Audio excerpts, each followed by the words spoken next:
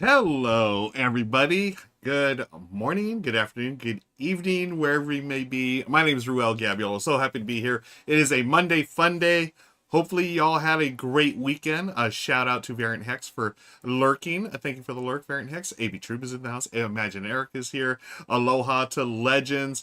Friends, had a great weekend. Personally, it's been super busy, but super fun. Just a little recap of what I've been up to these days. I went to LFG Con in Burbank, California. And I'm going to just let you know right now, I hope this becomes the convention in Los Angeles because it was a wonderful experience. I got to hang out with AB Troop during the convention. We got to play Castle Combo, one of my all-time favorite games. It was so much fun. I'm just so happy. Just the vibe was great. The people were great. Lots of gaming going on. I was part of a content creator panel hosted by a JPG with fellow guests Shu from Going Analog, Amanda Panda, Bonznator, and Grant Lyon. We had a really wonderful time sharing our experiences in the content creator space. And then right after this, so I did that Friday and Saturday. Friday I was just there for a couple of hours real quickly. And then Saturday, I was there for a nice chunk of the day. Again, not as long as I wanted to, but after the event, I rushed home and participated in the No Kings Day protest. And that was really, for me, the word I used to describe was energizing. Really cool to see a lot of folks out there making their voices heard. And whatever again, I don't really talk politics or religion on this channel, but I think this country is, in a way, it's in its, how do I say it? Well, you all know the situation. So I was making my voice heard along with my fellow citizens. So that was wonderful. And then Sunday, yesterday, Father's Day, had a great Father's Day. Hung out with my stepdaughter, Lauren, my wife, Michelle, and our family friend, Ashley. Shout out to Ashley for joining us at the last minute because Lauren, unfortunately, her boyfriend got sick. And so hopefully he is on the mend. But we had a wonderful day at Dodger Stadium. The Dodgers took down the Giants to win the series, and it was really special. It was a great day. I'd never spent a Father's Day at Dodger Stadium, so it was my first time. And also at Dodger Stadium was a real treat. Serena, my stylist from Taylor.com. Speaking of Taylor.com, if you like my shirt, this is one of many shirts that Taylor.com sends me every month and I get to wear as an ambassador. My stylist, Serena, and her family were at the game as well. They are not they don't live locally, so they came down for a vacation, and they are Giants fans. So Giants fans and Dodger fans can be friends, folks. And Serena, if you're watching, if you watch the VOD, it was so wonderful meeting you and your family. And I'm glad to hear that you had a wonderful time as well, even though your team didn't win. But, at least I'm happy because my team won. But big news in Giants land, too. They just traded for Devers. Anyways, it's not a baseball show, but again, shout out to Serena and her family for being awesome people. And yeah, okay, I know it's not a baseball podcast or a show, but tonight, Shohei Ohtani returns for the Dodgers in his pitching uniform. Well, he wears the same uniform, but he's going to be pitching tonight, which is amazing. We are so fired up about it. After the game last night, we're driving home. We hear the news that Shohei's going to pitch tonight. I just happened to check the tickets prices later, and they had tripled, basically. It's his first time pitching in 2 years. The pugs are barking because I believe I have a delivery. And, oh my gosh, it's going to be exciting. Shohei's going to pitch 1 or 2 innings tonight. And then, he'll slowly but surely make his way up to becoming one of the Dodgers starting pitchers. So excited. The unicorn, folks. No one else has done this. Babe Ruth, yes, we all know the Babe. He pitched and then he hit. He never did it at the level that Shohei's doing. So the greatest ball player of all time. That's all I'm going to say. I want to check out all the comments here. Thanks again for hanging out, folks. Magic Eric says, oh, why isn't this? Oh, here it is. Magic Eric says, happy Monday, everyone. My last full day of work before Origins. Nice. Cannot concentrate or be productive today. Yeah, so, folks, if you're going to Origins, travel safely, have lots of fun. game for me. Origins is one of those conventions I've always wanted to go to, but it just doesn't line up with my schedule, unfortunately, every year. I've had opportunities to go in the past. I thought about going this year as well, but unfortunately I can't. But I know lots of folks are going to be going. Have fun. Please, if you haven't already, join our Discord. And I'm going to ask you all a favor. Share photos. Share your experiences. We have a channel set up in the Discord for photos and sharing. So would love to see that.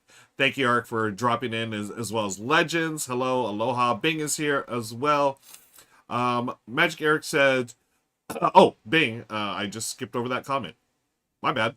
Whoa, what happened? Okay, here it is. Well, saw around 1.5% of the country's population were in the protests. That's amazing. Yeah, absolutely tremendous. The numbers are varying right now, but oh man, I am really, again, I was energized by seeing so many folks out there. And what's great is big cities, of course, were showing up, but small cities too.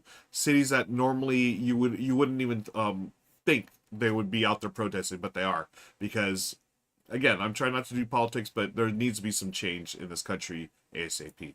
AB Troop missed the panel because I was doing my civic duty, but enjoy that. Yeah, and again, we had talked about this briefly, AB Troop, and I'm so glad to hear. So my plan was originally, so the convention was in Burbank. There was a nearby in Glendale. It's about, I don't know, 10, 15 minutes. Not even that far away, but with traffic, whatever. 10, 15 minutes away. In Glendale, there was a big protest. I was going to do that and then go back to the con, but I decided, you know what, I want to spend as much time as possible at the con and then just leave, and when I go, I'll hit up a later protest. So, yeah, protests were going all day. It was awesome. Leave it to Deliveries. Yeah, y'all, that's a great pickup for the Giants. Bing says, just ordered Beacon Patrol. Whoops, where was it? Beacon Patrol, The Crew, Mission Deep Sea, and Ida. Oh, man, yeah, all fantastic games. Beacon Patrol, especially. I love that as a solo, you know, that's like to me, the vibes are like Sunday, have your cup of coffee or tea or beverage of your choice, relax on a Sunday, and bust out Beacon Patrol. It's a wonderful solo game. Cooperative game, so you can play it multiplayer, but I like it solo. Sort of like a Gentle Rain. It gives me those similar vibes. Tile Lane, just chill. These days, though, I'm all about Sunday Club. If y'all haven't seen that, the Sunday Club, it's a newspaper, actual print newspaper, and it's just full of puzzles. It's Sudoku, crosswords, word searches, pictograms, all kinds of stuff. Highly recommend it. Sunday Club, folks. I think it's going to Kickstarter soon. We've previewed the first issue. Michelle and I got a copy of the first issue. We just got the second issue. First one was a pilot. This is the second, and then they're going to have a campaign to fund future issues of it. It's so cool. We have previewed some of it as well on Good Morning Society on last Wednesday's show. Becca and the entire staff was fired up about it. They hadn't seen it before. I talked to them about it. I told them about it, but actually, when they actually physically held it, they were the entire staff at Good Time Society was fired up. So excited about that. AB True, yeah, must see MLB TV tonight. That's for sure. Hey, Bing is heading up to. Whoops, where'd you go, man? Well, this comment thing is funky today. Okay, heading up to Wrigley on Friday. Cubs versus Mariners. Nice. Oh man, I love Wrigley Field. Such a great stadium. Gamer Ice guy. Hi, Gamer Ice guy. Bing also says, I love a Gentle Rain and want more of those chill games, so I grabbed Beacon Patrol. Interested in more chill, quick solo ideas. Yeah, folks, if you have any, drop them in the comments here. Let's share with Bing. I just picked up a couple, actually, Bing, at LFG Con. I picked up a couple of games from Zerua Games. They were there. Amelie was there, the publisher, designer of the games. And, folks, today, I should talk about what we got planned today. Obviously, chatting. And then I'm going to do a teach and play for Match of the Century. This is from Capstone Games now. It's Deep Print Games, but Capstone has the license now. Oh yeah, there's Capstone there. This game is fantastic. It is a recreation of the Boris Spassky versus Bobby Fischer chess match back in 1972, summer 1972, and it's chess, but it's not chess. And you're going to see. I'm not going to. I'm going to do the teach and play here, but it's awesome. Like it has a lot of vibes of if you like the game Watergate. It's got a lot of those vibes. A slightly more abstract, but it's got that whole thematic thing of like, hey, we're recreating in this case a chess match, whereas Watergate, obviously the events leading to Watergate, Nixon versus the press. That's Watergate's one of my all-time favorite two-player games. Match of the Century, it's climbing up the charts, folks. I haven't played as much as Watergate. I got to play it this weekend with my buddy Daryl. Shout out to Daryl, and loved it. It's good. We'll talk about it more. Hi Bonds, thanks for working while lurking. Got to see Bonds at the convention as well, and always Bonds. We were talking earlier about the content creator panel. I had such a wonderful time.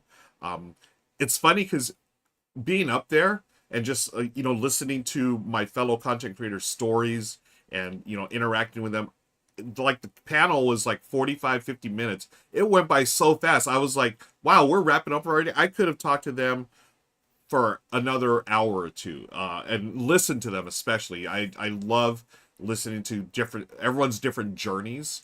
So Bonds and Amanda Panda and Shu from Going Analog and Grant Line, we all come from different backgrounds, but we have a shared love of board games. And to see how everyone approaches content creation, where they're at now, where they've come from, where they're going, such a treat. Such a treat.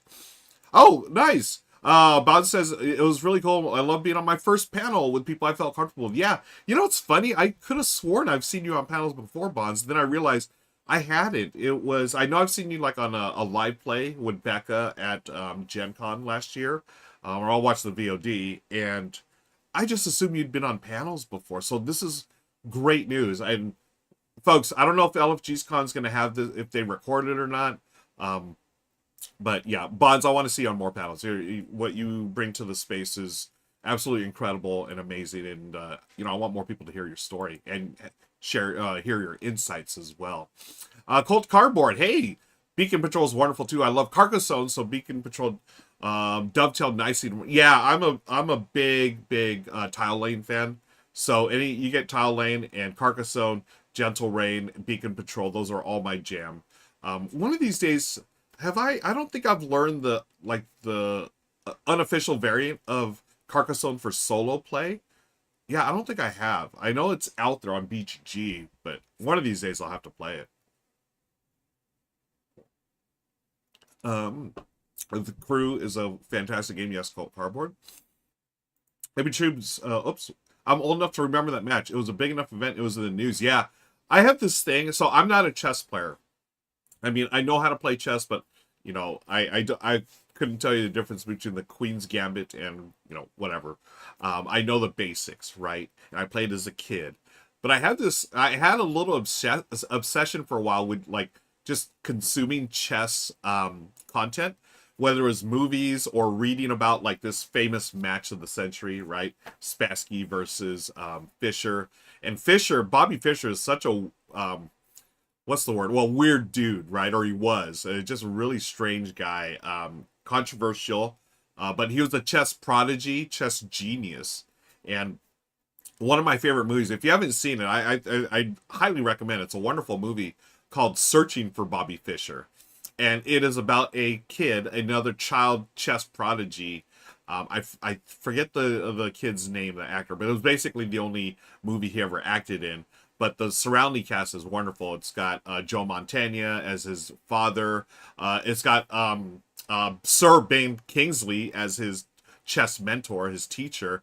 Got Lawrence Fishburne as a chess player in Washington Park, in New York City. Very famous.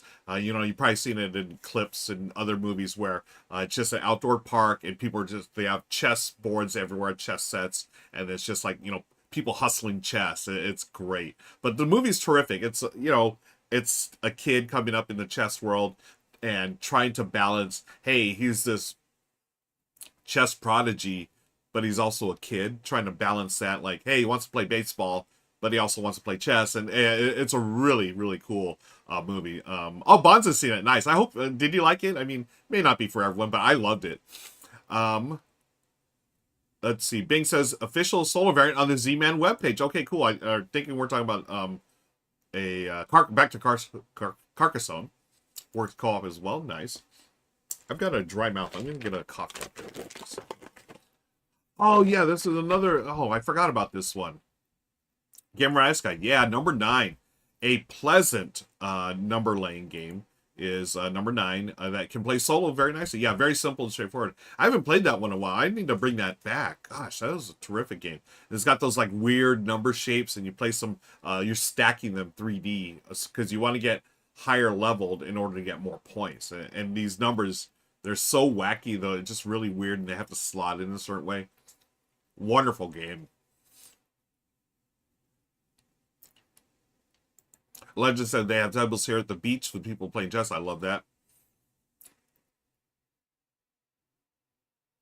Bond's talking about searching for Bobby Fischer. Yeah, it was really well made. Made me think about it after for days. Yeah, I've seen it several times, and every single time I see it, I enjoy it. Just really good, I believe, acting performances, and just talking. I like movies like that really get into the subculture. In this case, of chess. But other things like, like the, I think of Rounders with poker, one of my all-time favorite movies. I used to play poker back in the day, and just diving into the subculture. And there's always some funny characters, right? Or eccentric or weird. And I thought they did a pretty good job about that.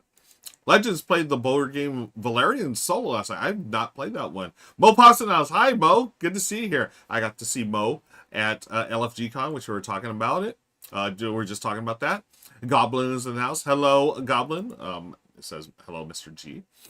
Appreciate that, Goblin. And what we got planned one more time, folks, we are going to be teaching and playing Match of the Century. I'm going to do some opening board game unboxings, and I like to call that segment Pickups and Deliveries. So I've got some new stuff here, some new to me stuff that I'm going to just open up and share with y'all. And what else are we gonna do? Oh, we're talking about games. That's what we're doing right now. We already talked about baseball. We don't have to talk about any more baseball, but go Dodgers. Shohei Ohtani is pitching tonight for the first time in almost 2 years. Valerian is based on the movie. Okay, cool. I have not seen the movie either. I hear there are some real characters in the board game subculture. Yes, and some of them may be here right now. You may be watching one of those characters. There are some characters, though, in the board game subculture, for sure. Okay. Yeah, man, I'm still... Okay, yeah, I'm not going to complain about this little chat feature, but it's a little spotty, as I would say. Let me fix this. Yep, I'll fix. Cool. Hey, before I forget, I'm going to drop a couple of links in chat. You can follow me all over the interwebs right there found my link tree, including today. I've got live streams Tuesday, Wednesday, Thursday. Tomorrow, 4:30 p.m. Pacific, I'll be streaming for Critical Hit Games. They are located in Corona, California, and I stream for them several times a week. They were there at LFG-Con selling a bunch of games, card games, board games, all kinds of stuff. It's a wonderful space. They are open 7 days a week. Please check them out and support. Wednesday, I'll be back in the studio with Becca Scott. We're hosting Good Morning Society. That's at 10 a.m. Our weekly board games and beverages and shenanigans show. Last week, we had an awesome show. It was an extended Good Morning Society. We were celebrating the 100,000 subscribers on YouTube for the Good Time Society channel. Super excited. We gave away over 100 games, so that was awesome. I want to thank you all who dropped in. I know there was at least one person from here that won a game or a package of game, a bundle of games over there. So congrats. I forgot who it was. It Anne? I forget. Anyways, Board Gaming Crew's in the house. Hello, Board Gaming Crew. Good to see you. So last Wednesday we did a ton of giveaways. This Wednesday, I don't think we have any giveaways planned, but we're gonna have another great show. Becca's amazing. Come on over 10 a.m. on Wednesday. And then finally, my final live stream of this week is Thursday, 4:30 p.m. Pacific at Critical Hit Games. So tomorrow I stream from home to the Stores channel But Thursday, I go down to the store. I'm physically there. We're building a studio space there. It's rough, but it is on its way. And we play games there every Thursday. It is the store's demo night, so they actually have live demos of games in the store, and then at the same time we're streaming that one of those games. It's a lot of fun. Chris, the store owner, usually joins me along with Luis, one of the employees, and we have special guests that come in every now and then. So shout out to Critical Hit Games for hosting. It's a wonderful space. Again, come on down sometime. Corona, California, Critical Hit Games. Zach, oh yeah, won the international bundle. That's right, awesome. Thanks, Zach, for hanging out. Yeah, I hope they get to see you real soon. I hope you enjoy the games. Kimma was one. That's right. I remember seeing Kimma. Thanks, Troop. Okay, so what I'm gonna do now is drop one more link. Where was it? I was gonna drop the link once again to the Discord. If you're not part of it already, please come on over and join us. There, have a wonderful time. It's a family-friendly channel. Talk about board games. We talk about sports ball. We talk about comic books and movies. And I don't know why I'm doing this. All kinds of good stuff there. Come on over to join us. The link is it on this side or this side? I don't know. Find the link. And if you're watching the VOD on YouTube, you can check these show notes. I drop all the links there as well. Okay. So, I'm good to go, I think. Yeah, I'm looking at, here, I'll give you a sneak peek. This is what I'm looking at right now. The board. Oh, I'm excited about this. Yeah. Yes. I need to play this one with Michelle. I think she'd appreciate it. Michelle is out and about today. And I will be out and about right after this. I've got a doctor's appointment right after this. Nothing serious, just routine stuff. But yeah, this is what we're playing today. Oh, Trombone did win. That's right. Thank you, Legends. Yeah, Trombone won as well. Oh, okay, so there's plenty of familiar faces there, so I love that. We are going to be doing some unboxings as well, but I'm going to do Match of the Century first. I need to take a sip of water. And folks, hang out, relax. If you're working or lurking, thank you. Don't get in trouble. Continue to work, but lurk. If you're studying school, if it's summer school for you, hang out, chill. If you're not doing anything, thank you for joining us today. Appreciate it. I've got both pugs here. One of these days, I'll set up the pug cam.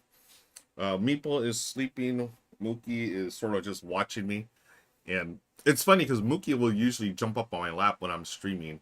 And, well, he definitely does that when, like, Bonds or a guest is here. Mookie is crazy. He's so funny when we have guests. Meeple is just, like, sort of chill. But Mookie... Oh, hey, there's Ann. Hi, Ann. Thanks for hanging out. I'm upset. I'm always working with Lurky. Yeah, love it.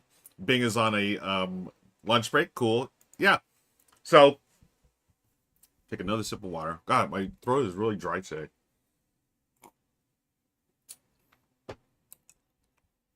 Did I mention I'm excited about Dodger baseball tonight?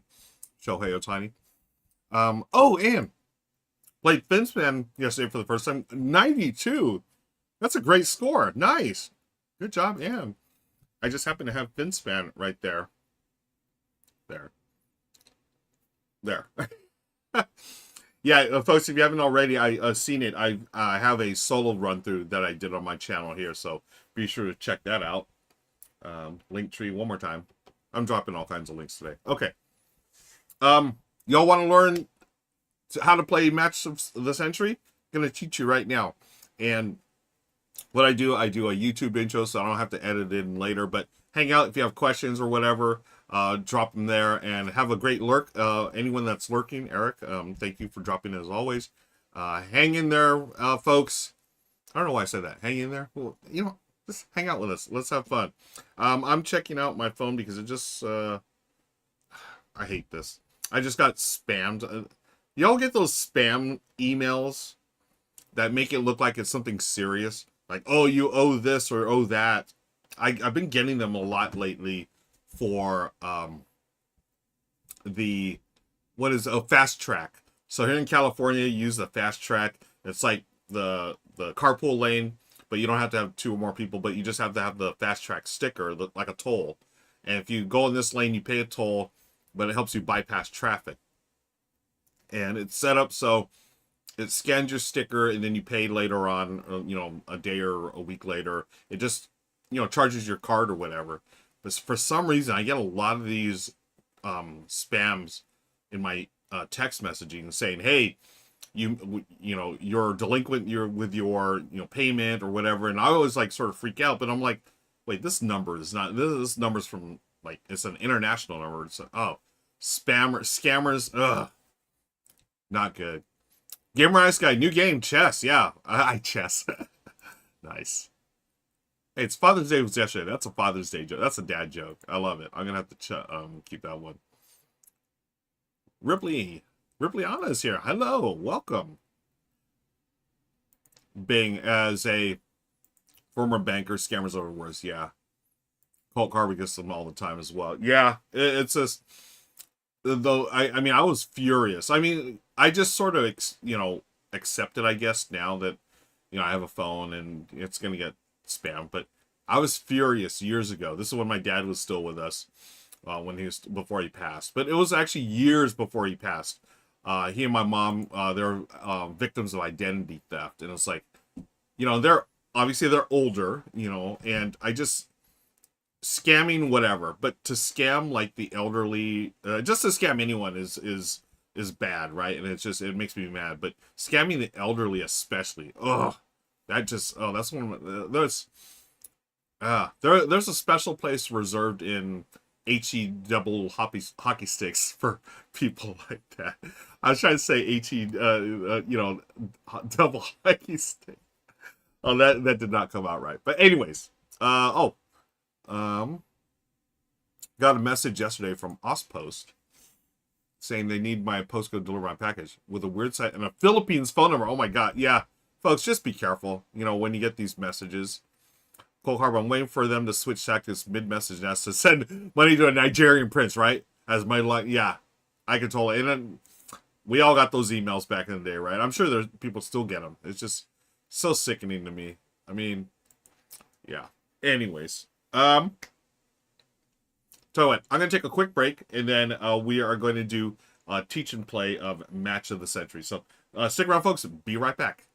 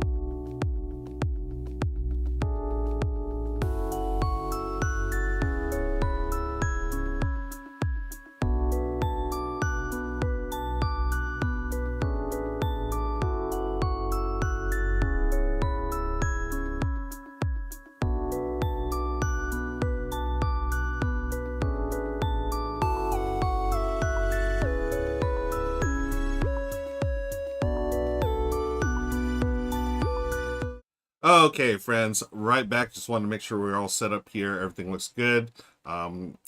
Just going back on comments here. Oh yeah, Shay did post that video about hijacking his. Yeah, that was really, yeah. There was if y'all didn't know, I think it was a couple of weeks ago. Shay, RTFM, Jamie Stegmeyer of Someyer Games, and also Rado's channels were all hacked.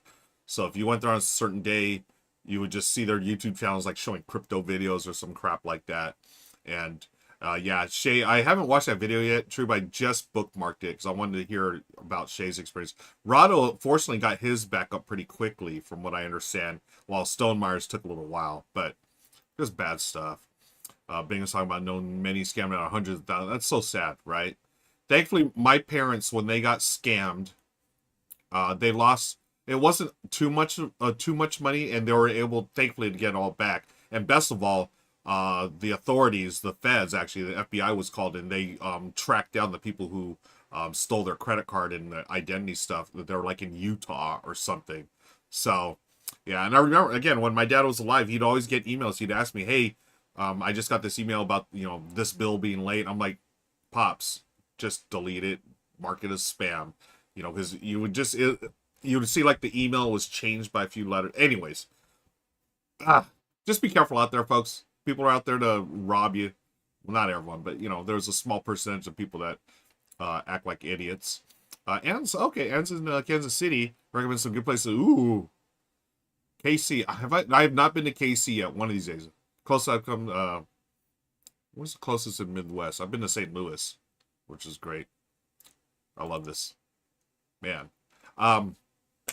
Friends, let's learn how to play Match of the Century. I'm going to do it right now. Hang out with me. I'm going to do the YouTube intro, and we'll get to the game. And this goes here. Okay, cool.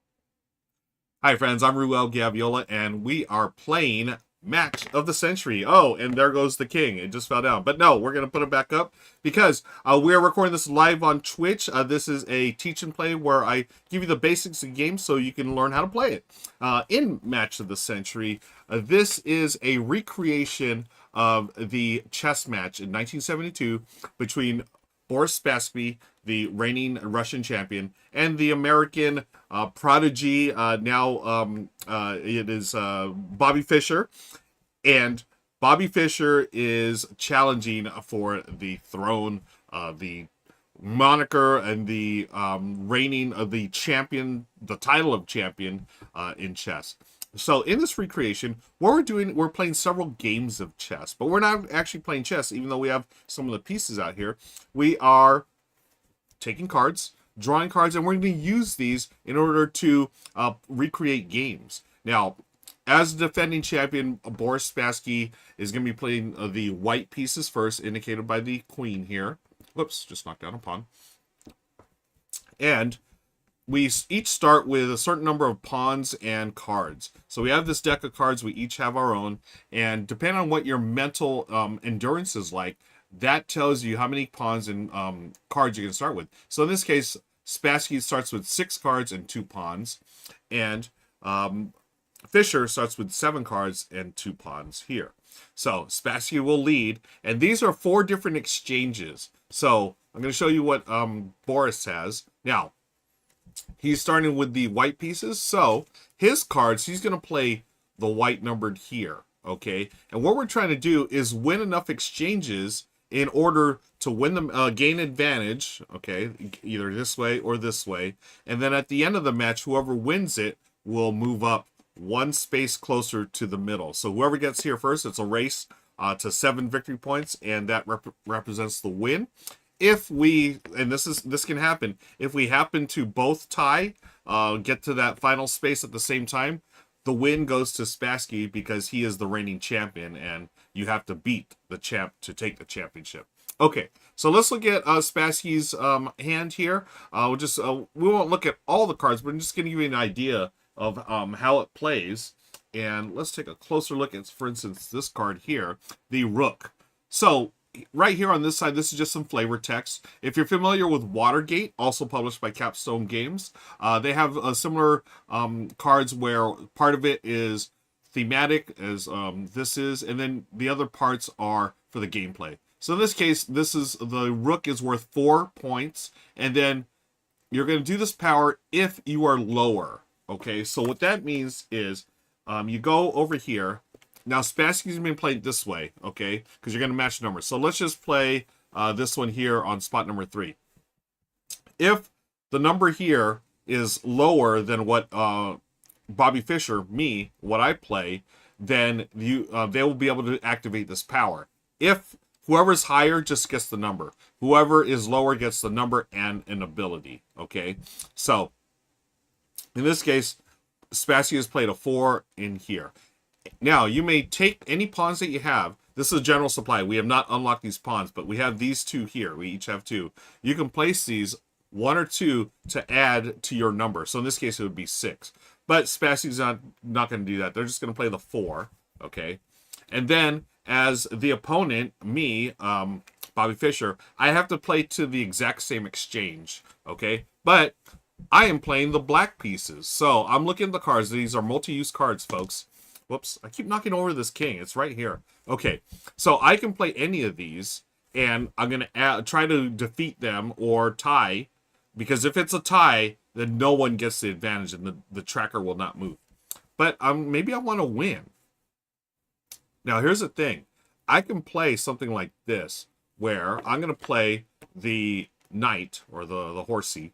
Is that the official chess name, the horsey? No, I don't think so. I can play this here. Now, I'm going to lose, okay? But Spassky will get this advantage. This is 3. 1, 2, 3. But I will gain this. I will gain 1 mental endurance, okay? So I go this way. So now my hand limit is 7 cards. I get 2 pawns. Okay, actually, that's going to go later. I'm going to resolve that later, sorry. But at the end of the round, you will resolve that. But as you can see, the higher you get, the more pawns you get. And then if you get to the one of these 2 spaces, you're going to actually gain advantage at the start of the game. Okay, so that it is recreating your mental endurance. You know, I mean, chess is a mentally draining game. You want to save, you know, you want to play smartly, and you want to save your energy in order to gain more pieces, okay? So that's the basic gameplay right there. Now, you'll notice this here, this space, whoever wins this is the intense part of the match because it's worth 4 points. You're going to lose 1 of your mental endurance. So you're getting tired. That's going to represent getting tired on that track. But let's continue. I have won, or Spassky has won the first match.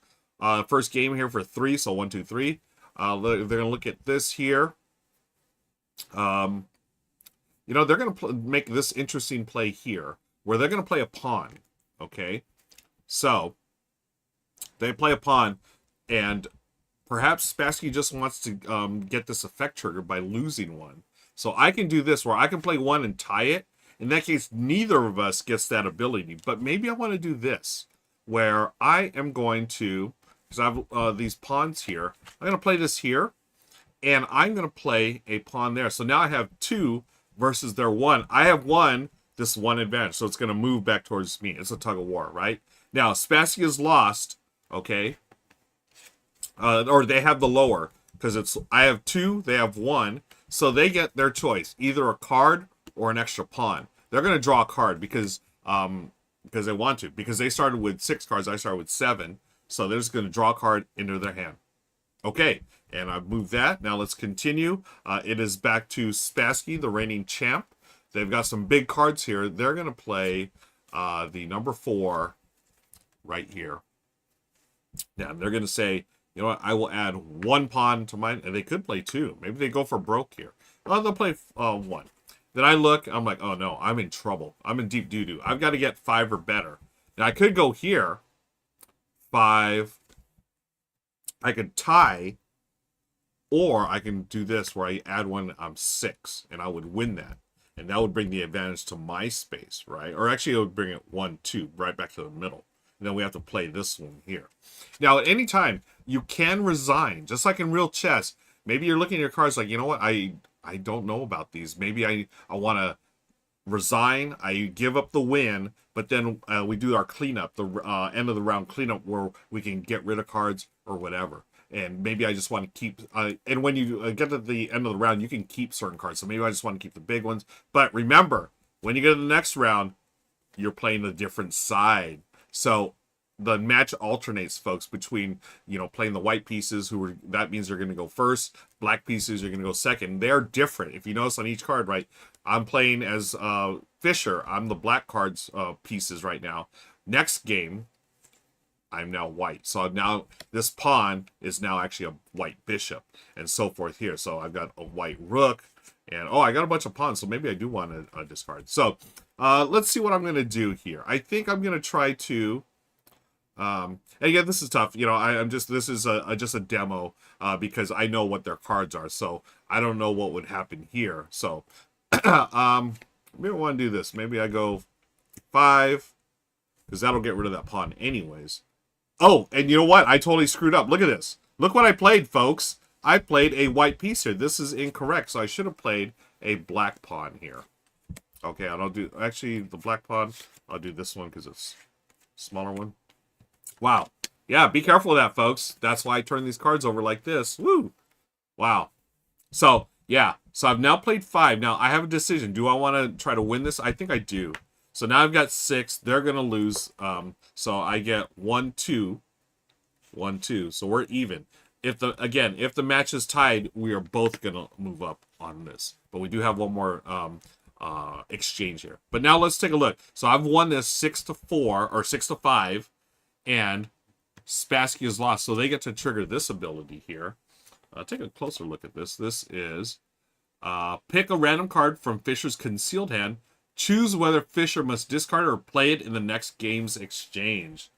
Interesting. So, Spassky is going to pick one random card from my hand. And did I... Wow, look at this. Did I do this wrong? Oh my gosh. Yeah, I did. Wow. I'm totally hosing myself here, folks. What the heck? So, I think I have to start this over. Yeah.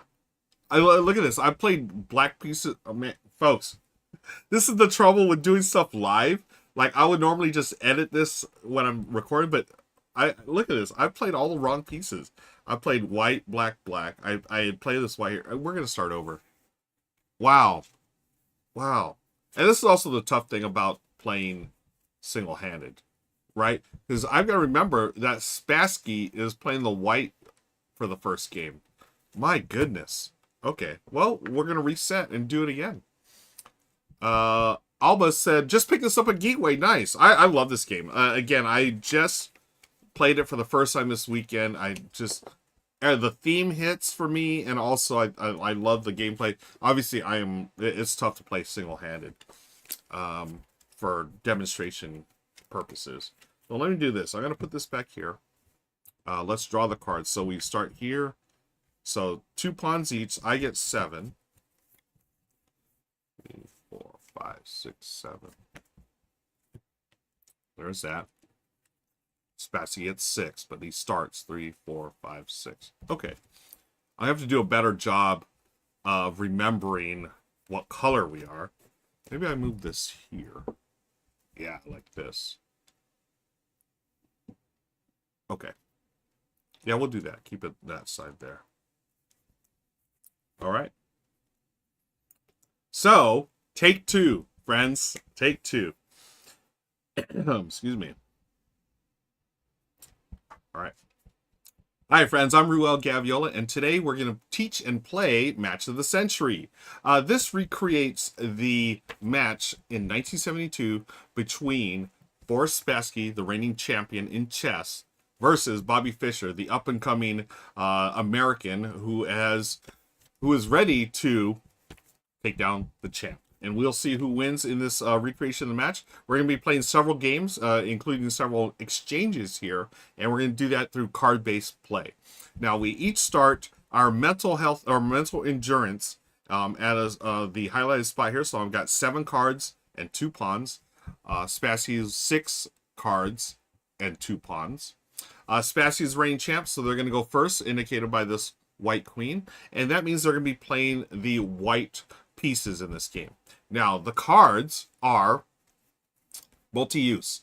They have white on one side, then you flip it over to the black. So, depending on what side you're playing, you're going to be playing, that side's color. So, on your turn, you're just going to play a card into one of the 4 exchanges, and you're going to move the advantage depending on who won that particular exchange. So, if I win this one, or if Spassky wins, get 1. If I, as Bobby Fischer, win this one for 2, I'd move it back 2.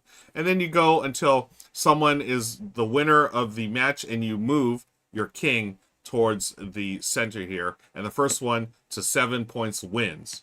Now, there are times when you can tie, right? We reach that spot at the same time. The tie goes to the reigning champion Spassky, so they would win the match.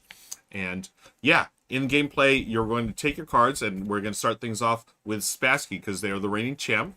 I'm going to make sure they're playing the white cards here. And what you're going to do is play them into one of the exchange areas. So let's say Spassky plays this rook, which is worth 4 points over here. Now, you always place it towards the piece that you have. The white piece going to go this way, and I'll be playing the black pieces, so I'll be Fisher playing the black pieces from the hand here. And then you're going to catch... you're going to compare numbers. So let me do this real quick. Let's say I do 4, and we'll do this 2. So, before you play, or as you play, so Spassy's going to lead. He's going to decide, do I want to add a pawn? We each start with 1, and this is going to add to your number. So in this case, 4 plus 2 is 6, or maybe just 1 for 5. Or you don't have to. Now, these two are what we start with according to our mental endurance. Later in the game, or during gameplay, we'll be able to unlock more from our personal supply here. So Spassy's going to lead with the 4 and leave it at that. I'm going to play this one here, my 2. So I'm going to lose, unfortunately. So they're going to get 1, 2, 3. It starts here, 1, 2, 3. But the loser of each exchange will gain this ability. So on this card, my knight, I've lost, so I will gain 1 mental endurance. Okay, so I'm going to push this over this way. And as you climb up your mental endurance, likewise for Spassky, you're going to unlock either more pawns or more cards. Actually, I'm at my limit 7. Likewise, as you get tired during a match and you go down on the track, you're going to lose pawns and also lose cards in your hand. So your hand limit will shrink. Really cool thing is if you're super duper mentally sharp, then you will start each game with an advantage. In this case, 1 advantage or 2. So this advantage tracker will start in a different spot.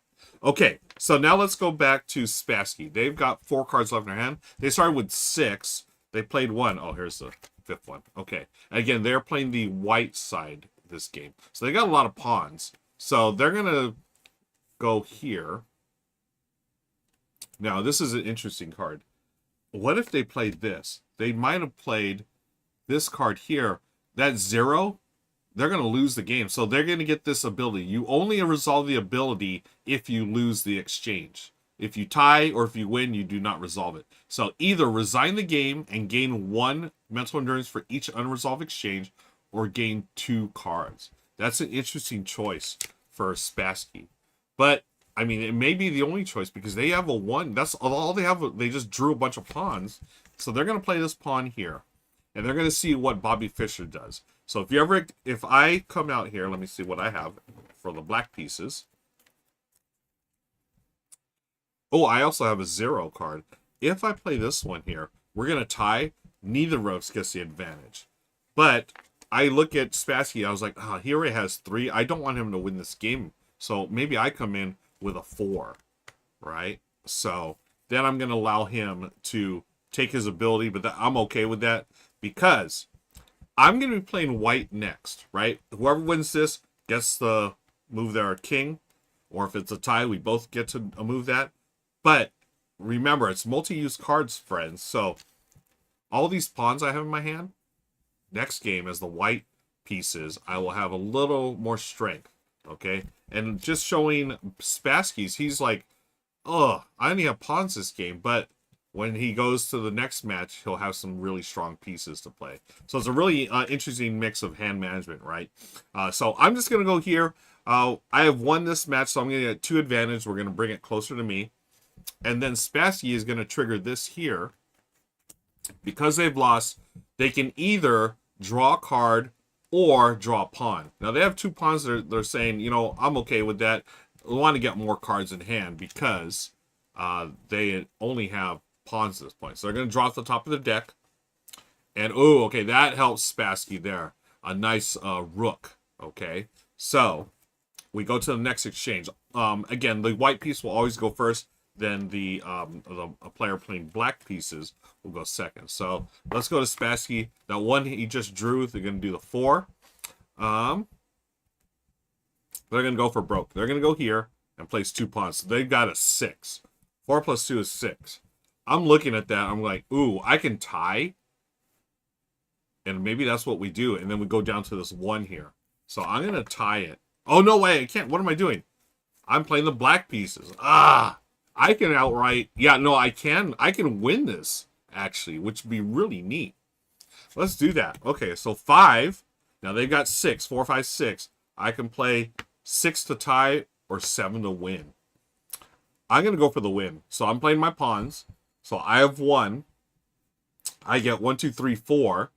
1, 2, 3, 4. But because this is so mentally taxing, you know, the big exchange here in the game, it's a key moment in the game. I'm going to lose one of my mental endurance. So I'm back to where I started, okay?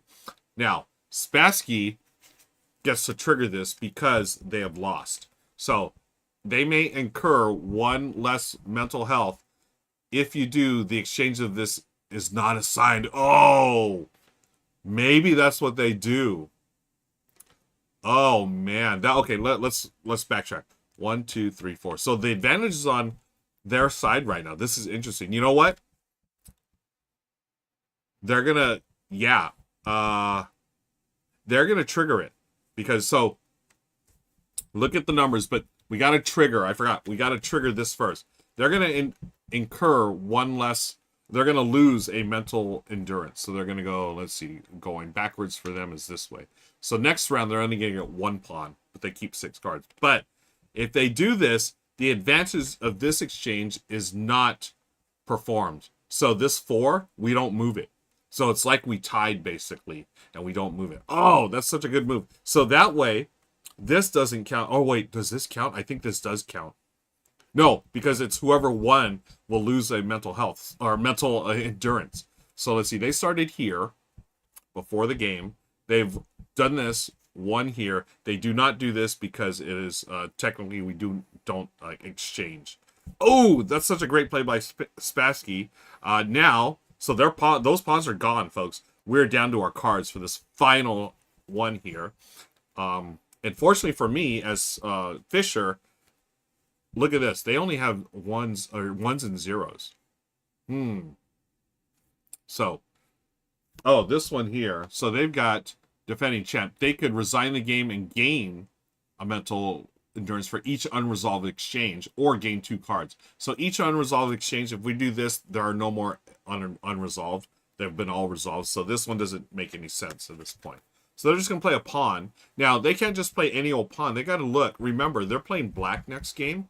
So they're going to get rid of a 4, 3, or 5. That sort of hurts. So maybe they'll do this because they want to keep the 4 and 5. Okay, and then I'm looking at this. Ooh, can I win this? I can. Oh no, wait. I can tie, which means it'll be there. Oh, I have no more pawns. Oh. And again, I also have this. I can resign the game and gain stuff. Gain mental endurance for each unresolved. But there's nothing unresolved. But I could gain 2 pawns. That might be the way to go. Because they're going to win this regardless. Right? Because they've got that 1. But again, do I want to let's see what I'm going to get rid of. Okay, I want to get rid of this pawn. So I'm going to put this here, playing as the black pieces. And I've lost, so they gain 1. Congrats, Spassky. But I either resign the game to gain 1 for each unresolved. They're all resolved, so I'm not going to do that. But I can gain 2 of my pawns. Okay, so they've done that. This game is over. So Spassky is 1 closer to the win. Now, after that, we are going to update our status. So what we're going to do is check where our number is. So I'm at +2 pawns and then 7 cards. Now, you can keep whatever cards you want in hand. So let's turn this over. Remember, I am now going to be the white pieces in this match. So I'm going to keep these 3, and I'm going to draw up to 7. 4, 6, 7. And I'm going to gain 2 pawns. Remember, I had gained 2 pawns because of this card. Spassky, on the other hand, they're going to draw up to 6. They're playing they're playing black pieces this time. So they want to keep these. Yeah, they're going to keep these, and they're going to draw up to 6. So 3, 4, 5, 6. Okay, and they're playing black pieces this turn. Okay. And then, got the queen here, and whenever You see, so I'll be playing white pieces this time. Whenever you go to draw cards here and it's empty, you know, you'll just, from your discards, you will shuffle up and deal. But anytime you do that, you're going to lose one of your mental endurance, right? It represents, hey, I'm getting tired during the game. Mentally, it's taxing. But that is how you play Match of the Century, folks. Thanks for joining me. Be sure to hit that like, subscribe, and the notification bell. And until next time, we'll see you later. Bye, everybody. And friends, that was Match of the Century. Thanks for joining me for that. I'm going to take a quick break. I'll be right back. By the way, I want to thank BGG for hosting. Are we being hosted right now by BGG? We are. BGG viewers, thank you so much for joining. I'm going to drop the Discord link in chat. Join us on the Discord so you can hang out between live streams. But for now, I'm going to take a quick break. And I'm going to come back with some new games and new games to me that I'm going to unbox here and show you some of the new stuff I've come across. Okay, so give me just a second here. We'll be right back about just a couple of minutes. And thanks for joining me today, folks. Be right back.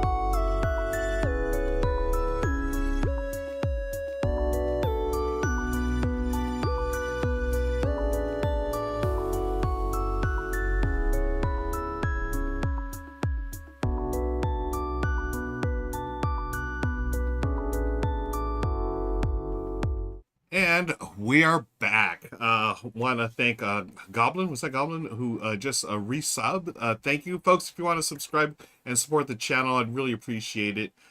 Just hit that subscribe button. And is Amazon still doing the one free sub per month? I don't know. I haven't seen that lately. Maybe I think they might be. I don't know. But everything that you do here to support the channel, I really do appreciate it. It helps keep the lights on, the internet running. And if you'd like to join on Patreon, I'll drop a link to that as well in my link tree. You can find Patreon there, and there's the Patreon link. Over on Patreon, I do at least once a month, I'll drop a couple of video previews, early access to videos. So, you know, few days or even a week or weeks before their release, you'll be able to watch my videos. I also do some behind the scenes stuff where you can see stuff at the studio, like more than just this shelf here. I'll show different shelves and talk about stuff. And I've got another thing coming up hopefully real soon, where I just a little more personal vlogging type things, and you'll be able to get access to those at Patreon. You can start as low as $1 a month.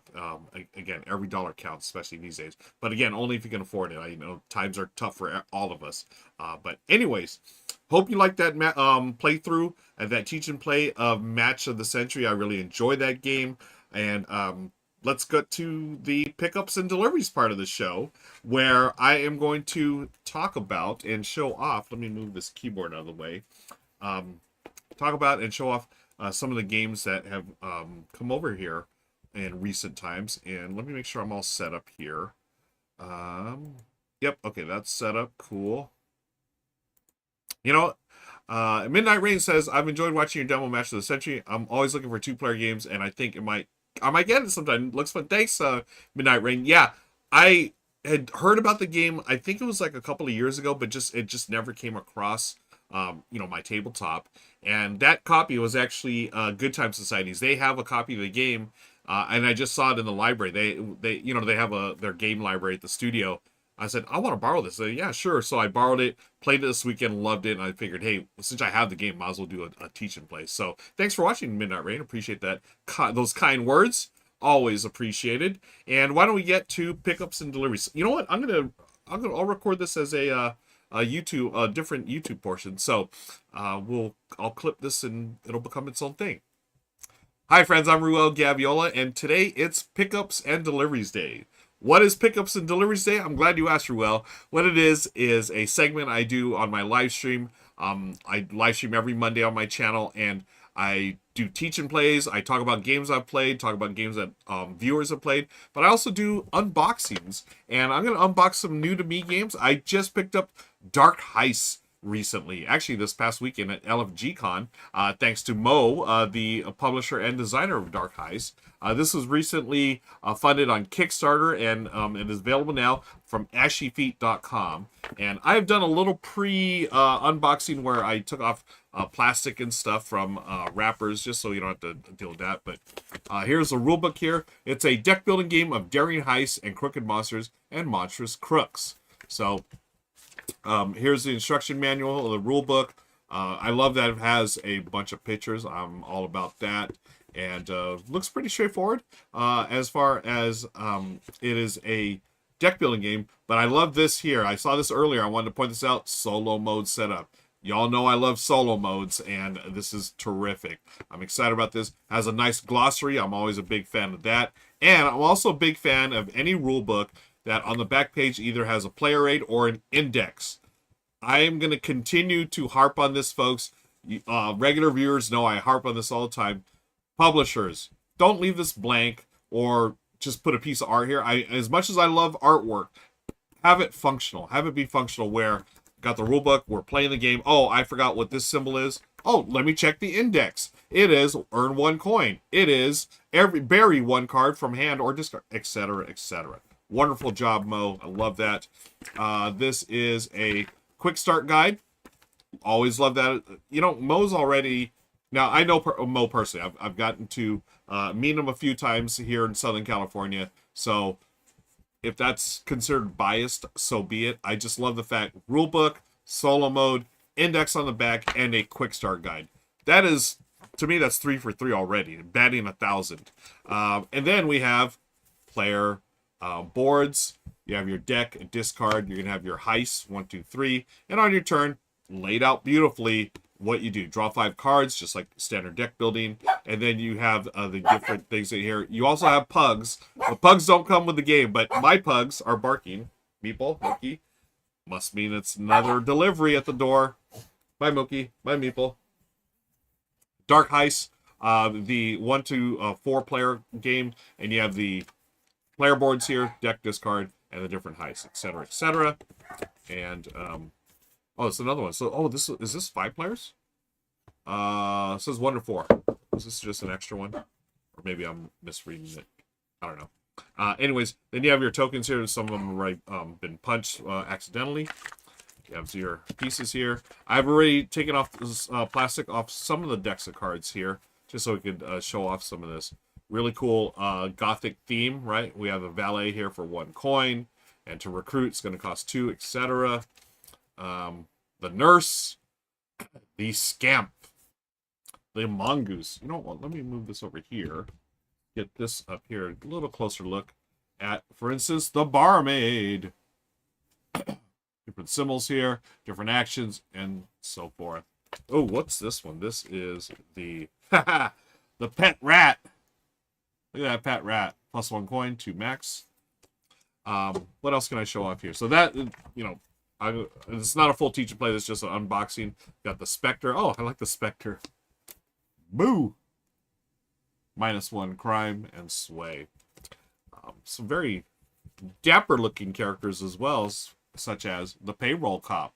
Love the hat.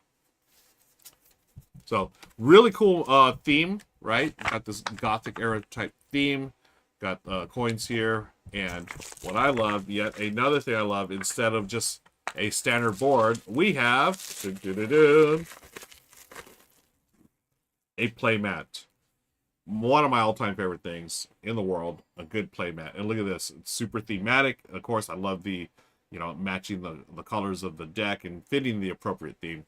Got the graveyard, of course, larceny, and the different streets and so forth. So, oh, and Bonds just played this. Played the demo a few rounds of AB True. I really like this one. Nice. So there you have it, folks. I have not played yet, but I know it's gotten it funded on Kickstarter recently, and it's gotten some really good reviews. So I'm looking forward to diving into this. Hopefully soon. We shall see. Depending on schedule, I hope to learn the solo game, because y'all know I love my solo deck builders. So, yeah, Goblin, yeah, right? This one looks like it'll stay flat, too. That's one, yeah, this one, it'll definitely stay flat on your, I mean, I have the, it's on the box right, let me put it over here. Yeah, totally flat. Totally flat. So, yeah, some playmats are not as friendly for staying flat. So, that is, excuse me, Dark Heist. Thank you, Mo, for the copy. I'm looking forward to playing. I'm just going to dump all this stuff here. I know people are going to be like, what the heck? This is what happens when you live stream. You want to keep things moving right along. I will organize afterwards, off screen. But that is Dark Heist from ashyfeet.com. And thanks to Mo for the copy. Let me get rid of this trash. Hey, fun secret. I'm putting the trash in my pocket for later. Okay, let's move on. You know, that was from LFGCon. Let's move on to another game I got from LFGCon. This is Circus Corgis. This is from Zorua Games, and I want to thank Amelie for... well, actually, we talked about this one.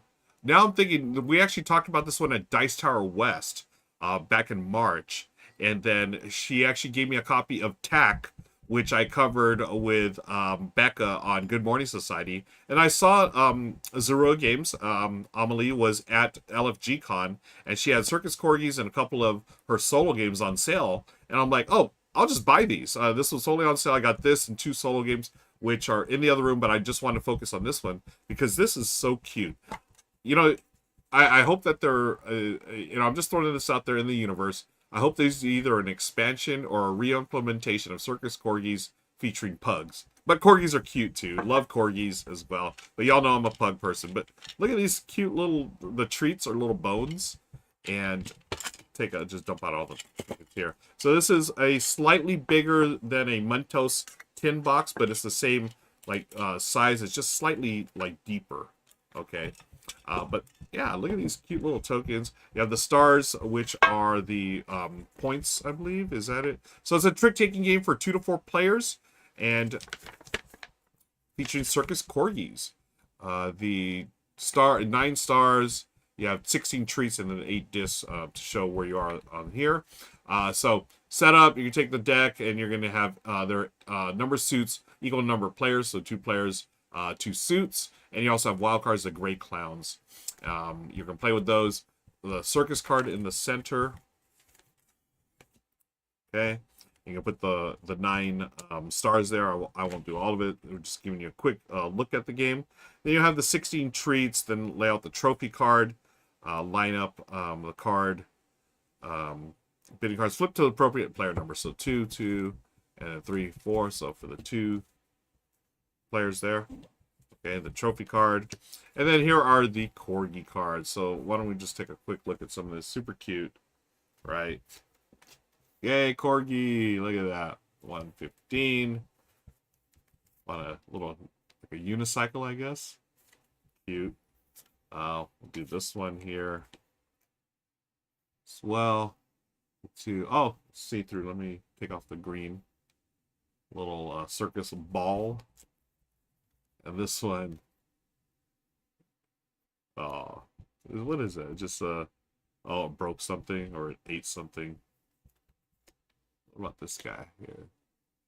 Super cute. Well, Pop, I see you're excited. Happy cheers, thanks, man. And then again, here's all the different corgi. Oops, corgis. Okay, it's see-through because of the green. Let me knock that off there. Yeah. Balancing. They're circus corgis, so that's what they do. So, a trick-taking game, folks, from Zorua Games, and you have your bidding phase. You're going to assess your hand and then bid on how many stars you think you're going to win. Then you're going to do the trick-taking, then end of round. You're going to count the number of stars you've earned this round successfully, and players who have bid successfully by winning their predicted number of stars earn their reward. If successful, move your disc, the number of trophy spaces marked on the bidding card, and earn treats. Okay, and that's it. Yeah, here's a play example. I always love that. Give me play examples, folks. That's always a great thing. So, again, I know that people pick this up. This was a game for, I think, a year or two. Oh, man, what year is it? Does it say? It's, yeah, 2020. So it's been around for a few years. And I remember when it came out, people were hyped on it. So this one has been around for a while, and it's still getting great reviews. And I cannot wait to play this one. Circus Corgis from Zorua Games. Gonna put this one away and open up the next game, folks. Let me put all these. I love the little bones as treats and the cute corgi art. That is a winner in my book. I love dogs. You know, anything dog related is gonna get a positive review from me. So that is Circus Corgis. I'll put this there. Bought that at LFG Con. I brought this one to LFG Con Card Catcher. This was sent to me by Level 99 Games, L99. Thanks for the copy. Played this with my buddy Oscar. Super simple game, but family friendly. Super family friendly, in fact. It's a fun game of getting plushies from your local arcade claw machine. You know, the claw machines that you are trying to get plushies or prizes or whatever. Now, I played this one on my channel. I've recorded a video already. Have I? Did I play this video? Let me check. I think it's out there. Yeah, the claw. So I'll just show you. You know, I'm pretty sure I have a video on my channel already. Check it out, folks. I'll drop the link in chat. Or, I mean, I'll drop the link in the show notes. But in this one, you're just going to take these cards, shuffle up. Some can be face up, some can be face down. It doesn't matter. Except these two. These are the instructions. Let me put some of these face down here. Okay. So you spread them around all over the board. Your table, I mean. And then you're going to form a claw. So, can you see that? I have one elbow on the table, this one here. Place my hand face up, and then this is the claw. This is what's going around the machine here. I'm trying to get plushies. And I'm going to take this coin, And I can never go lower than my elbow that's on the table. Got to keep it up here, just like a claw machine. Just do, do, do, and drop it. Okay? And look, I hit nothing. I gain nothing. My turn is over. It goes to the next player. Oh, boo earned. So maybe I should, let me spread this out more for this demonstration. So next player goes, they go beep, beep, drop. And then you look at the topmost card the coin is on top of. It looks like it's this one. So this player will take this and they'll look at it and they know they will not reveal it to everyone else, but they know this is worth 3 points. You'll notice also that it has these items here, these symbols. What that means is at the end of the game, the more that you have, the more points you're going to gain. So in addition to this being 3 points, you look at these, that symbol, and at the end of the game, the more colors that you have, you're going to get a bonus. So if I have all 7 different colors, 16 points. Right now I have just the one color, right? Oh, actually, no, I have 2. I have this yellow and then this one here. And again, I have trouble with colors, but thankfully they have these little icons. So I have 2 different colors, so I would get 1 point. So you want to collect more and more, of course, right? So again, what you do, then the next player, I would go, okay, that was the opponents, make my claw, boop, boop, drop it like it's hot. It looks like it's this face-up one right here, okay? So I've got 2 points, but I've also got 3 different colors. Okay, that's how you play. You play until someone has 6 cards, and then once someone collects their 6, everyone else gets one last turn. And then you're going to score based on the different colors, right? How many different colors you have in your entire collection. You're going to get these points as well. Each little plushie has a different point. And then there are some that have things like this, such as 2 points for every one of these colors. So right now this is 2 points for this one. If I have a bunch, I get 2 points per. What else? What other cards? Oh, here's one. Look at this. If I got this plushie, this little cow plushie, 2 points at the end of the game, but I get to take another turn immediately. So that's pretty cool, because then maybe I see something else that I want. Like, for instance, a little penguino here, or maybe I want the elephant. Super friendly, super family accessible. That is Card Catcher from L99, level 99 games. Thanks to them for sending over. And I will have, I just realized I do have a video that is on schedule to be published on my channel. So I just gave you a quick preview, but to see a complete game, check out my video real soon. And I'm going to put this back in the box here. Gameplay cards go there. I'm going to turn this one like this. So it looks cool in the box when I, unbox it. There. Put the catalog back here. And then this goes on top. And you're done. Yay. And then it looks like, I love to see, it's got a see-through cover, so it looks like the claw is on its way to get the little cow. Super cute. Okay, moving right along. This one just showed up. I did a preview of this for Rado's channel, I think last year. This is now available from 25th Century Games, who sent me a copy after I did the paid preview for Rado. I just got my copy, and Big Sir from Mondo Davis. Mondo does some terrific games. He also did, what was that tile laying game? Oh, there was a tile laying game that he did, super accessible, one where you're painting. Forget the name of it, I'm sorry. But Big Sir is his version of a card tableau building slash engine building game where you're traveling along the Highway 1, which is right here. Yes, I love this first player token. It's literally the Highway 1, Pacific Coast Highway, PCH, along the coast of the Pacific here in California. And you're going up to Big Sur, so that's Northern California, and you're going to be having these cards here. It's a set collection and tableau building, a little engine building, because as you pay for it, you're going to, there's the different elements you can take. So let's see, here's Big Sur. These are the different resources that you can do to build onto your map, because you're going to build this tableau here, and as you do, you're going to gain points, and you're also going to get resources. Some of them are ongoing. So it's light, but it's so much fun. I really enjoyed this one, and I'm glad I finally got my copy. So Michelle and I will be enjoying. These are the goals, right, that you have during the game. So on one scoring double the miles of the highway card below. So as you build your, map here to in California, your travel map, you're gonna get points for the miles. This is 1, these are 2, and you're trying to match the symbols as well. And these, what are these called? Let me check the rule book.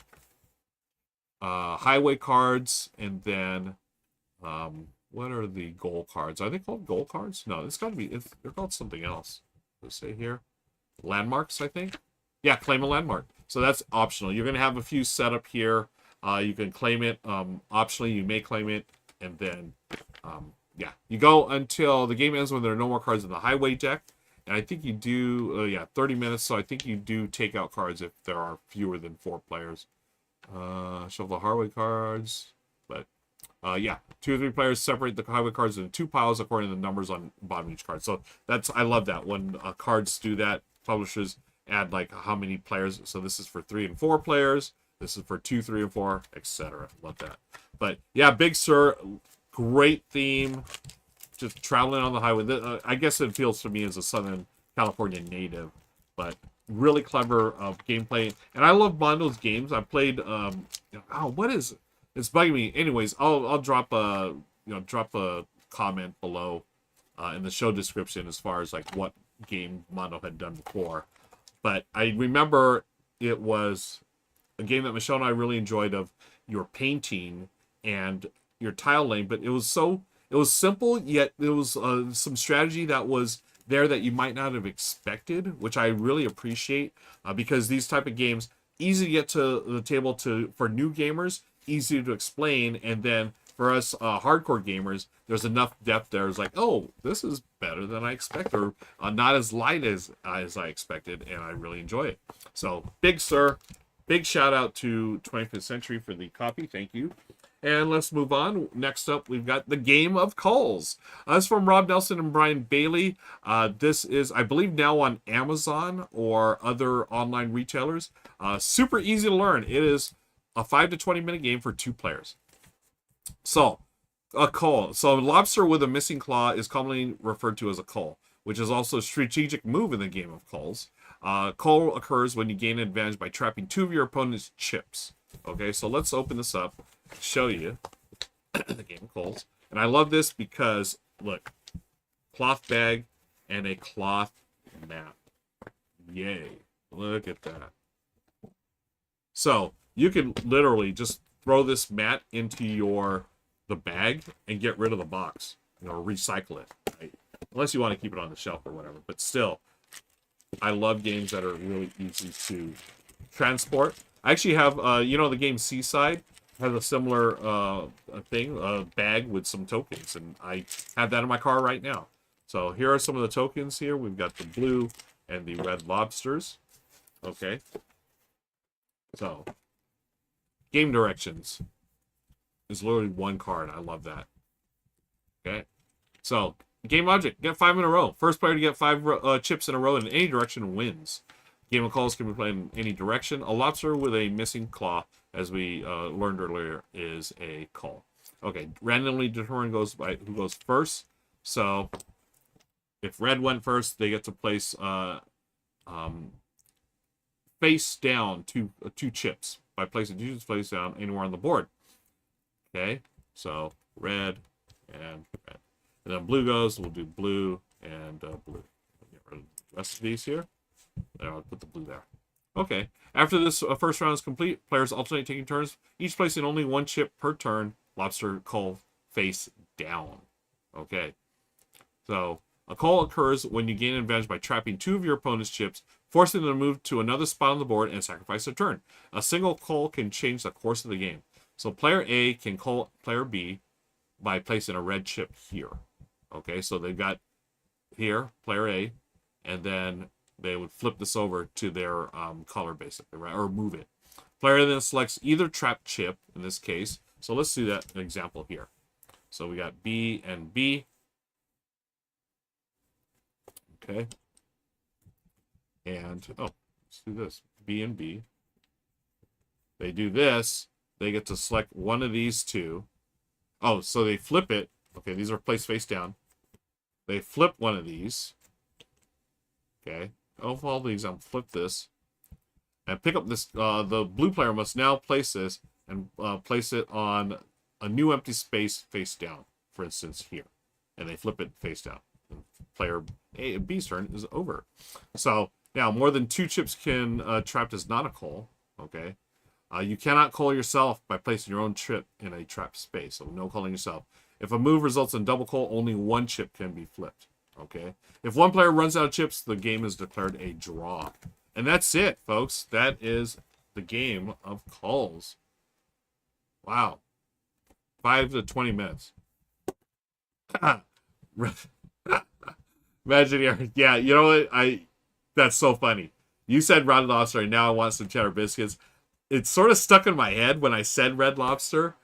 And I was thinking, why am I thinking Red Lobster? Oh, the restaurant. And then now you mentioned it. Now I want some cheddar biscuits as well.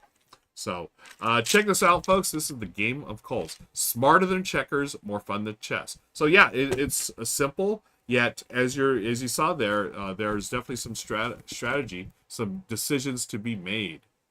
Okay. Yep. Lobster face down. Yeah, cool.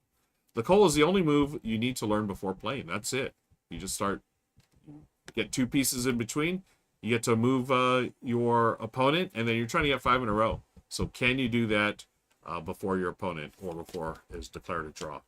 All right. Thanks to Rob and Brian for sending this out to me.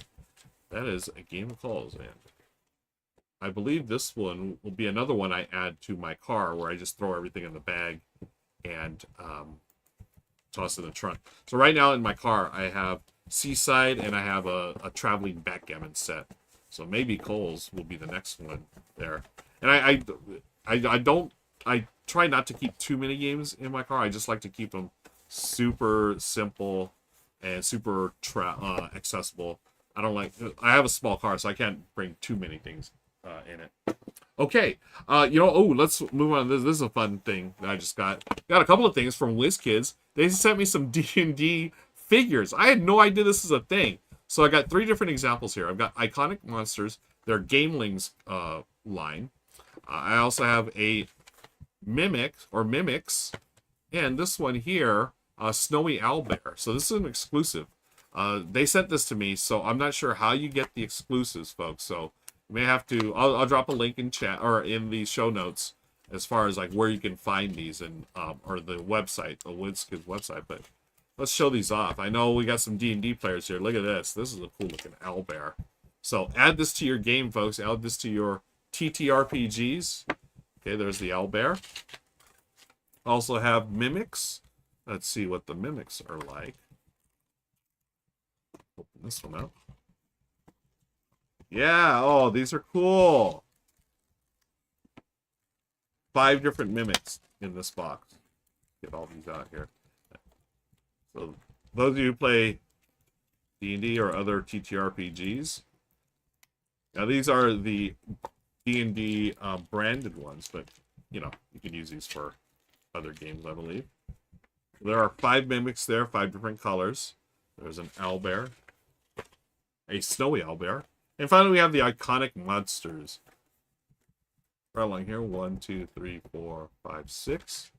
And we have the Intellect Devourer, the Gelatinous Cube, the Owlbear, the Beholder, Displacer Beast, and the Mimic. So these are a little different than the ones I just opened up. So let's open up all of these here. Thing there. So let's see. We have got the Gelatinous Cube. These are nice and chunky, by the way. Or I like to say it. A lot of us like to say chonky. Right? Very chonky. So this was the Snowy Owlbear, right? The exclusive one. But here's another owlbear. That's just the OG owlbear, I believe. The Beholder is really neat. Love that. Back of the head or whatever. They have this little one here. What is this? It's probably the owlbear? Or a Displacer Beast. This is the tiny one. Oh, the Intellect Devourer. There it is. Oh, can you see that? Intellect Devourer goes there. And then we have our Displacer Beast. And here's another Mimic. Little treasure chest, very cool. And the displacer beast. Right there. All right. So there you go. Three different packages. We had the Gamelings Iconic Monsters here. Iconic Monsters. 1, 2, 3, 4, 5, 6. And then we had, so there's Iconic Monsters. Then we had the Mimics. This was like a little package of Mimics here. Blue, yellow, black, red, and green Mimics here. And the final one, last but not least, we did have the exclusive Snowy Owlbear here. So shout out to WizKids for the really cool figures for your next TTRPG, all these monsters. Nice and chunky pieces, friends. So I'm going to move these out. We got one more thing to unbox today. So we unboxed a couple of games. We've unboxed some figures. I'm going to unbox something totally different. It is a book. This is 101 board games to try before you die of boredom from Jared Carmichael, the creator of 3 Minute Board Games. So if you've seen that channel on YouTube, I've watched it, see it all the time. Jared has now published his first book. I do want to thank Page Street Publishing for sending this over. Magic Eric likes Jared's channel. Yes, thank you, Magic Eric. I know a lot of folks enjoy his channel, so do I. Let's take a look here. So 101 board games to try before you die of boredom, right? So I really love that idea. I have the 1,000 places you have to visit before you die, that type of book. So dedication. I love the art here. Not even art, it's just a photo of all the different bits. I see Roll for the Galaxy right there, and I see Pandemic, the dice game down there, and others. Is that Everdell? I forget. Splendor, etc. But yeah, so there are literally 101 board games here, folks. Check this out. Come over here. Quick and fun games. So let's go to the table of contents. Jeez, Ruel. That might be a good place to start. Quick and fun games, family-friendly games, low-conflict games, games that need cooperation. Your favorite game is now, or your favorite show is now a game. Games that tell stories, educational games, high-conflict games, games for one, yes, and games that hurt your brain, yes. So just a quick look here. There's the intro. Some of the icons I'm going to explain later in the book, like this one says family friendly, this says playing cards, this is a race to win type game, etc. So quick and fun. We got exploding kittens, hues and cues, lanterns, junk art. So a lot of things, games that my fellow gamers will recognize. Century Golem Edition, Splendor, Acropolis Parts. Family friendly includes Canvas. Ooh, I love Canvas. Ticket to Ride, of course. I won't show all of them. I'll just sort of skip around here. We got Block by Block Uprising. I've never played this, and oh man, I remember all the hype behind it. I want to play this one. The Crew Mission Deep Sea. And as you can see here, each game, player count with, just like in BGG, best with the recommended player count. Playing time, complexity. Then here's the different tags. Again, like BGG, but I like how they've used the little icons instead. So for the Crew Mission Deep Sea from 2021, it has designer, artist, publisher info as well. These tags here include the family-friendly tag. Let's see, what's the little hidden information with the magnifying glass? It has cards. And what is that one there with the little marker? Or pre-game planning. Here you must make very important decisions before the game even begins, such as preparing a deck of custom cards. Okay, cool. Skipping ahead, we have Obsession. Okay, I know a lot of friends that love that game. I have not played it yet. Oh, I need to play this, even though I'm not really that big into the theme, right? The Downton Abbey theme, but it's supposed to be really good. Designer, artist info, publisher info, and then player count, best with 2, playing time, complexity. So skipping back around, games that need cooperation. The Captain is Dead, Pandemic the Cure. Oh, I'm glad he put Pandemic the Cure here. I love the dice rolling version of Pandemic. Okay, just jumping up. Games that tell stories. Gloomhaven, of course, very nice choice. Nemesis, Above and Below, Unsettled. Yeah. Dead of Winter, yes. Crossroads, I love it. This War of Mine, Rado, highly recommend this one. I bought this one on Rado's recommendation. He said he's had emotional responses to this game, and I bought it a couple of years ago when they were doing a fundraiser for Ukraine. Okay, games for one. Let's see what Jared has for solo recommendations. Nemo's War, second edition. Dawn of the Dead's Zed's third edition. Both highly regarded solo games that I have not played. Hadrian's Wall, I have my copy unplayed. Robinson Crusoe, I have a copy unplayed. Final Girl, I still need to play that one. Oh my gosh. Marvel United, let's see. Oh no, this I'm skipping back here. This is your favorite shows now game, of course. Marvel, fantastic. I love Marvel United. Very, very smart system. Accessible. Yep, family friendly. It's got the family friendly icon. I love that. Disney Villainous, of course, and so forth. So that is 101 board games to try before you. Obviously, way more games in here to talk about. Move or Monopoly. Got a couple of quotes from Jamie Segmeyer, Jeff Engelstein. And yeah, folks, really cool book here that I will be, I'm going to start reading today, I think, before the Dodger game. I'm going to start reading that. So that's going to do it for this edition of Pickups and Deliveries. Thanks for joining me. Be sure to hit that like and subscribe button and the notification bell. And until next time, we'll see you later. Bye, friends. All right, that's for YouTube. Goblin says, this War of Mine is great. I back all the new content in the current Kickstarter. Nice. Yeah, I still have yet to play it. Rado, just based on how much he, not hyped the game, but just how emotional he got talking about it. I'm a sucker for, a solo. I'm going to play it solo. But Rado really dove deep into it on a show that we did years ago for the R&R. Was it the R&R? No, might have been was it R? Well, it was one. I think it was on the R&R show. But yeah, he's talking about it several times on his channel. So looking forward to that. Folks, that's all I had for today. We played, did a teach and play of Match of the Century. We unboxed a bunch of games for the Pickups and Deliveries segment. And now we've also talked about games you were up to playing and what what's been on your table recently. So on that note, we're going to wrap things up. Again, thanks to BGG for hosting. And I'm going to, I don't know what's going on. My Chrome is dead. So can I do the raid here? Oh man, Chrome is just dying on me. Goblin says, solo game really, but with a group you take turns to tell the story to each other. Oh, nice. Okay. Nice. Great troop. Thanks, Managing Aaron. Have a great week. Have fun at Origins. Folks, anyone going to Origins, have fun. Come by our Discord community. Share photos. Share stories. I just dropped the Discord link there.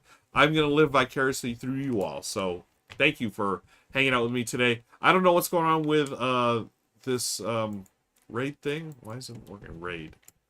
I can't even, my Chrome browser just crashed. So not sure what I'm going to do about that. It crashed earlier too. Let me see. Yeah, it's not letting me use it. Sorry, friends. Anyways, that's going to do it. Go find a channel to raid yourself. Just a DIY raid. But thank you so much. I'll be sure to, come back, join me tomorrow, 4:30 p.m. Pacific, for a solo game. I'll play for Critical Hit Games. Wednesday, 10 a.m. Pacific. In the morning with Becca Scott, we'll be hosting Good Morning Society. And then Thursday, I'll be at the store, Critical Hit Games, 4:30 p.m. Pacific, hanging out with Chris and Louise. Appreciate y'all. Y'all are great. Thank you for your time. Thank you for hanging out. And until next time, I'll see you later, friends. Bye, everybody.